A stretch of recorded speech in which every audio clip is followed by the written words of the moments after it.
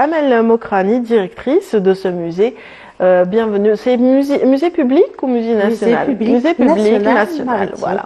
Oui, Bienvenue, on est ravis de vous recevoir. Merci pour l'invitation. صحايدكم كل عام وانتم بخير قبل العام الجاي إن شاء الله. Inch'Allah, العام الجاي إن شاء الله يلقانا بصحة ولهنا.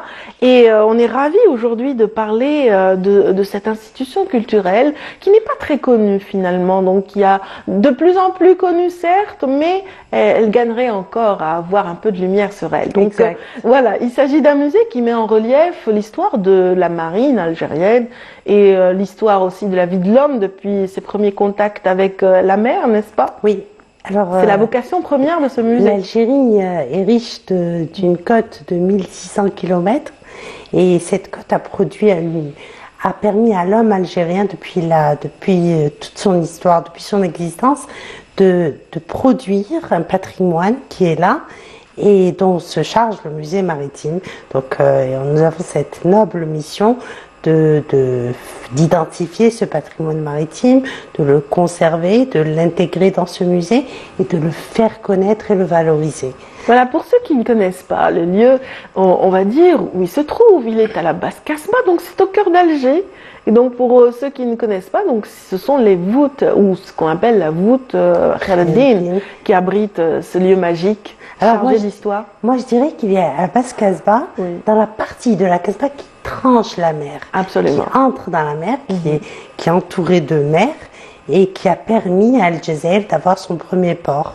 Alors on connaît son histoire, c'est Khaireddine qui a décidé de bâtir cette jetée, de relier le rocher qui abritait la forteresse du Pénon à la Casbah. Donc il y a eu la jetée. Cette jetée a permis à Al-Jazair d'avoir une darse, un bassin qui a permis aux navires d'arriver. Et plus tard, on abrite cette darse par un monument majestueux très haut qui allait permettre à ce bassin d'être protégé du vent du Nord. Et donc ce monument est la voûte Khaireddine aujourd'hui qui abrite notre musée. Absolument. Donc c'est tout un ensemble. Il y a donc on a tout un florilège de petits bâtiments donc qui remontent à l'ère ottomane, l'ère de la régence d'Alger.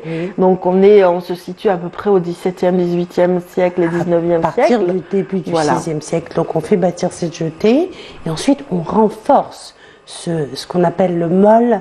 On le renforce de monuments défensifs, à caractère défensif. On les connaît aujourd'hui, ils sont très documentés. On a la voûte Khaireddine, le Burj Al Asmol, Burj Al Fnar, Burj Sardine, Burj Mabin, et beaucoup d'autres voûtes qui servaient et de fortifier ce mol, mais aussi de défendre, d'abriter aussi cette richesse, cette communauté de Ries donc avait pour quartier général cet endroit. Donc la Taïfa, on les appelait comme ça, la Taïfa de Ries avait pour base pour bâtir ses stratégies, pour recevoir aussi les navires, pour aussi traiter de façon administrative tous les revenus issus de la mer, dans ces endroits-là. Et aujourd'hui, ce complexe, cette amirauté abrite un complexe architectural très riche, qui est pas très connu, mais qui est très riche et qui est encore en très très bon état. Absolument, absolument. En tout cas, c'est le musée public national maritime qui veille au grain pour traduire toute cette connaissance de notre patrimoine subaquatique et aussi qui est aussi matériel et visible. Alors oui, quand on dit patrimoine maritime, on a ce patrimoine qui est cet héritage qu'on voit sur la côte algérienne, mais aussi qui est enfoui sous l'eau, qui est immergé, qui est bien protégé sous l'eau et qui révèle un pan de notre histoire qui revient à la haute antiquité. Donc il y a des épaves de toutes les périodes qui sont sous l'eau et qui ont des histoires à raconter. Absolument. Donc c'est bien d'avoir comme ça la transition par le biais du musée pour raconter ces belles histoires. En tout cas, Le mois du patrimoine vient de s'ouvrir et bien sûr, avec l'avènement du mois du patrimoine, toutes les institutions culturelles proposent des programmes. Qu'en est-il justement du musée public national maritime? Alors, la nouveauté, c'est que le musée maritime, pour le mois du patrimoine, est ouvert tous les jours. Du 18 avril au 18 mai, nous pouvons recevoir le public. Ils sont invités à venir voir notre exposition permanente, mais aussi nous organisons des expositions temporaires et aussi des événements. Alors des événements qui vont, nous en avons 4. Chaque semaine, nous avons un événement. Cette semaine, jeudi 27, on organise un hommage à toute la production culturelle qui a été produite par Momo, Hamoud Brahimi. Hamoud Brahimi, donc le poète de la Casbah. Exactement, exactement. Il a eu un lien particulier avec le Mol. Il a été l'homme poisson. Il a détenu le record de plongée en apnée. Et il s'est toujours inspiré de la Casbah. Oui. Il a vécu toute sa vie. Il est né et mort à la Casbah. Voilà, c'est vrai que beaucoup de personnes connaissent le poète, mais ne connaissent pas l'autre facette de ce poète de la Casbah, celui du plongeur. Et il allait justement vers la Bouterdine pour il allait à la pointe de l'amirauté et il plongeait. Et alors, c'est M. Ammar Belkhouja qui raconte, il paraît qu'il plongeait et les habitants de la Casbah venaient le voir. Il paraît que c'était un grand spectacle. Donc, il venait, on savait d'où il plongeait, mais on ne savait jamais d'où il allait sortir. Ressortir. Et comme son apnée, sa capacité d'être sous l'eau était assez longue, il avait atteint les 5 minutes, il avait dépassé les 5 minutes, donc on attendait sa sortie. C'était un moment magique. Un moment magique qui allait se produire. Et c'est tellement beau de rappeler cette belle histoire. Donc ce sera jeudi à partir de quelle heure? De 10h. Il y a Ammar Belkhouja qui présente sa biographie, un peu toutes ses facettes, tout ce qu'il a produit, et aussi sa fille, Douja, qui va déclamer ses poèmes. Voilà, il y a une déclamation poétique de Douja Safi, mais aussi d'autres poètes qui ont tenu à participer à l'événement, n'est-ce pas? Exact. Il y a son fils aussi qui va assister, qui est virtuose de la musique andalouse. Il y a ses amis, ses proches amis qui ont été invités, qui vont témoigner de certaines histoires de Hamoud Brahimi. Alors, ça me tente personnellement et j'espère qu'ils seront nombreux à suivre justement l'élan de Ammar Belkhouja, mais aussi le musée qui offre cette opportunité, en tout cas au public, de connaître un peu plus Momo. Et donc c'est jeudi 27 en matinée, vous disiez. Matinée, à partir de 10h. Ça c'est la première programmation spécifique à ce mois du patrimoine, mais il y en a d'autres aussi. Hein. Alors, on profite de ce mois pour un peu rassembler. On a une belle image de Momo aussi. C'est Yabahjati, voilà. Là, il est en train de déclamer en principe un très beau poème dédié à la Casbah et à Alger. Il questionne toujours Bahjati. Il s'adresse toujours à la Casbah et il raconte la beauté de la Casbah d'une manière extraordinaire. Voilà, d'ailleurs le public l'a découvert pour la première fois. Je ne parle pas des habitants de la Casbah et des habitants d'Alger, mais les Algériens de manière générale ont découvert à travers Yahya Hadidou. Exact. Donc ce film qu'il a mis en avant, et donc on avait ce personnage insolite qui déclamait un poème un peu extraordinaire. Exact, et qu'on prenait pour fou, mais il disait des vérités. Absolument, absolument. Donc voilà, on revient donc à cette programmation. Première journée donc importante de ce mois du patrimoine, on l'a vu, c'est l'hommage à Momo, donc Hamoud Brahimi. Et puis il y a une autre journée qui est consacrée à l'enfance, il me semble. À la fin du mois du patrimoine, mais avant, on organise une journée. Voilà. Pardon.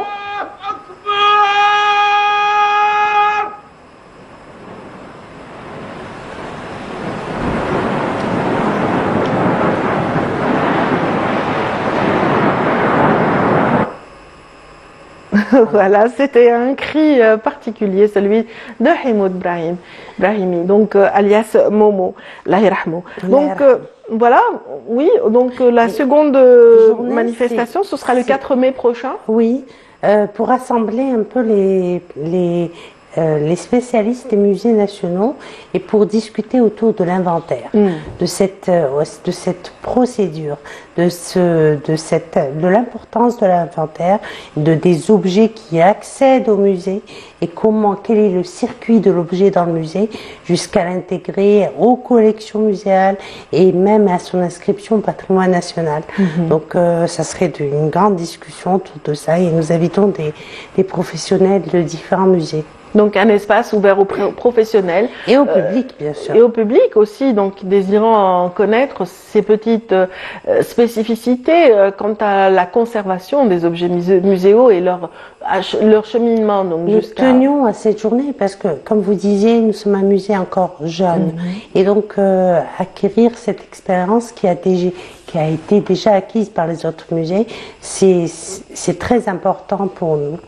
Et donc, parler de cette action, parce qu'il ne suffit pas de mettre un numéro à un objet pour dire qu'il est inventorié, mais aussi de reconnaître sa valeur historique, sa valeur culturelle et comment cette procédure se fait pour l'intégrer à une collection muséale. Absolument, voilà. Absolument. Donc c'est dire un petit peu l'intérêt que vous portez à tout ce qui relève de la conservation et de l'inventaire de ces objets qui sont précieux et qui racontent notre histoire. Parce que l'objet, quand il est dans un musée, il doit aussi être conservé, que ses valeurs soient conservées durant toute sa vie pour nous et pour les générations futures. Et puis, bien sûr, pour gérer ces aspects, il y a aussi cette réglementation d'accompagnement. Alors oui, et nous organisons une autre journée de rencontre, une rencontre autour de la réglementation, mais cette fois-ci pour la protection du patrimoine subaquatique. L'Algérie a ratifié une convention pour la protection du patrimoine culturel subaquatique. Donc, on réunit un peu les hommes de loi qui ont travaillé sur cette réglementation pour en parler, pour en tirer des recommandations. Oui, c'est vrai que on connaît ce qui est la partie visible de l'iceberg, comme on dit, mais la partie invisible est très riche en matière justement d'inventaire, d'objets muséaux ou d'éléments muséaux, donc très intéressants, qui pourraient par la suite révéler des histoires. Ce sont toutes ces épaves, tous ces canons aussi parsemés ici et là. Alors, le musée, dans l'équipe du musée, nous avons des archéologues plongeurs qui ont fait une formation et qui plongent et qui ont travaillé sur plusieurs épaves de notre côte, notamment, comme vous le savez, les canons de Cherchel.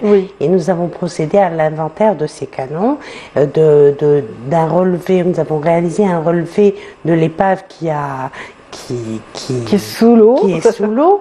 Et ça a été un moment très très fort du musée. Nous avons aussi travaillé sur une épave qui comportait des meules en pierre et qui se trouve à Tamanfoust. Et nous avons découvert 10 meules qui devaient être sûrement exportées par le navire et qui avaient échoué, qui a laissé ces meules sur place. Et c'est un très joli site en plus qui est à quelques mètres de la plage, donc on peut y plonger, le visiter sans matériel. Et nombreux sont les musées qui recèlent justement des amphores qui remontent à l'Antiquité, qui racontent un peu l'histoire des échanges commerciaux dans la mer Méditerranée. Et Dieu sait que la flotte algérienne avait son poids dans cette mer Méditerranée. Et d'où un petit peu l'importance de ce que racontent ces épaves, effectivement. Ouais. L'amphore est un indice révélateur. C'est vrai que c'était le conteneur de la période antique. Grâce à cet amphore, on peut savoir où elle a été faite, où elle a été fabriquée et qu'est-ce qu'elle comportait et où elle allait. Absolument. Voilà. En tout cas, le regard des enfants, vous donnerez de l'importance au regard des enfants à la fin de ce mois de patrimoine. Et c'est avec cette idée qu'on va clore cette rencontre ce matin. Alors on organise une exposition des travaux d'enfants. On a appelé ça Turatina bi Aidi Atfalina. Donc ce sont tous les objets qui ont été produits par les enfants avec un peu leur imagination depuis qu'on organise des ateliers, et c'est une manière ludique de présenter notre patrimoine. Oui, absolument, voilà. Avec des regards d'une grande naïveté. Oui, des couleurs inattendues, des formes inattendues, et puis qui prouvent que l'enfant non seulement a mimé, peut-être a mimé, mais aussi a donné de son imagination dans cet objet-là. Et il l'a ressenti surtout. Il l'a ressenti, il l'a compris, parce que quand il arrive, on lui explique à quoi sert l'objet, comment il a été fabriqué. Ensuite, on lui donne la matière et il fabrique à sa manière. Merci infiniment. Merci. En tout cas, on a été ravis de vous recevoir Amel Mokrani. Donc, je rappelle que vous êtes la directrice du Musée public national maritime d'Alger. Bon vent pour toutes ces belles initiatives. C'est le moins qu'on puisse vous dire. Et on vous souhaite de passer justement un bon mois du patrimoine, ainsi que tout l'ensemble de tous ceux qui travaillent dans nos musées. Donc, les musées sont ouverts durant ce mois. Profitez-en avec vos enfants. Allez-y en famille. Donc, c'est de 9h à 16h tous les jours. Exact. Voilà. Merci. Merci beaucoup.